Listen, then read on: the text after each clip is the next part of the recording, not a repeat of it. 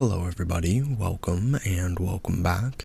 Today is Sideboard Sunday number 8, and we're going to be talking about Boros Convoke. Now, this list definitely doesn't need an introduction. It's been terrorizing the ladder for a little bit now, but I definitely see people misplaying it. It's a very aggressive combo deck, basically, and it's capable of putting out like 19 damage on turn 3.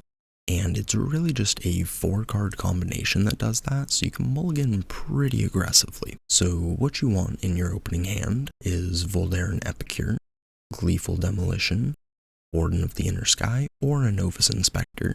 You want one of these guys so you can help pay for the white cost of the Knight Errant of Eos that you also need. Turn 1 Epicure makes you 1 dude and a blood token. Turn 2, you blow up your blood token, and now you have 4 dudes.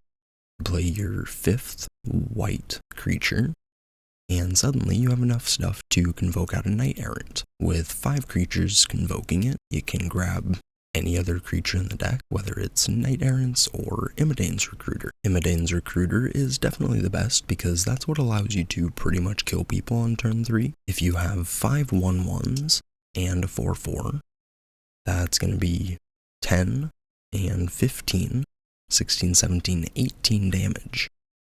With the Voldaren Epicure coming in on turn 1, that hit him for 1.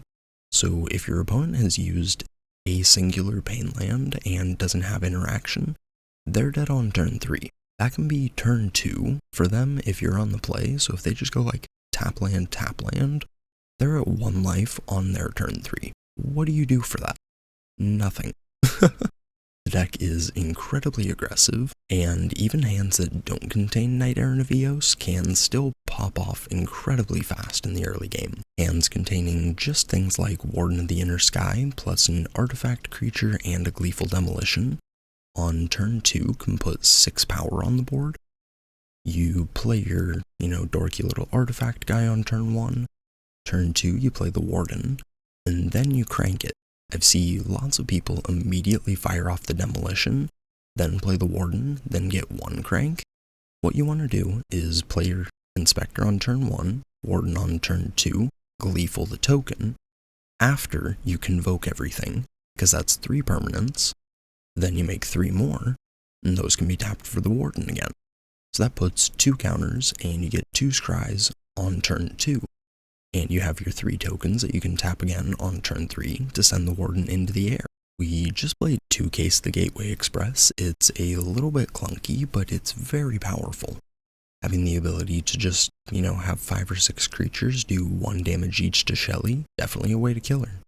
And once you attack with, 3 or more creatures, you get to solve the case, which gives your creatures a permanent +1/+0, which is really nice when you're playing with a bunch of 1/1s. Sanguine Evangelist is another really powerful 3-drop. It's much slower, so it doesn't kill people quite as fast as the Recruiter, but being 2 bodies in 1 creature, sometimes 3, is incredibly powerful when you're trying to convoke things or tap out your Warden of the Inner Sky. It also synergizes quite well with the other 3-drop in here with Warleader's Call.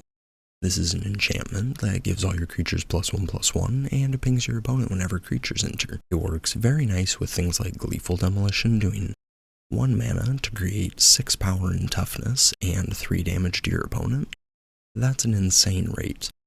It is, pretty expensive, and it's not a creature, so we only run the 2, but the card is nuts and should definitely be running it. Over in the sideboard, we have some Destroy Evils for the temporary lockdown gamers, being able to rebuy all of our, Epicures, Wardens, Inspectors out from underneath a Destroy Evil, or be able to save them in response to a trigger is extremely powerful. Knockout Blow for the mirrors, or for the mono red aggro for a little bit of life gain and removal. Witchstalker Frenzy for wherever you need it, deals with Shellys, deals with lots of other creatures. We've got 2 Kutzel's Flankers, which is a flash 3/1 that is our anti-board wipe tech. This is in here in replacement of Invasion of Gobakon. It costs 1 more, but if your opponent does fire off a board wipe, you can just flash this guy out and put like 10 counters on it afterwards, which is crazy strong. And we also have 4 copies of Urbrask's Forge for those control matchups. But yeah, this deck is incredibly fun, incredibly fast, and really powerful. It's been my grinding deck towards Mythic the last couple days, so I can definitely attest for how strong it is. But yeah, thank you everybody for watching, I appreciate it. Like, comment, subscribe, and I will catch you in the next one. Peace.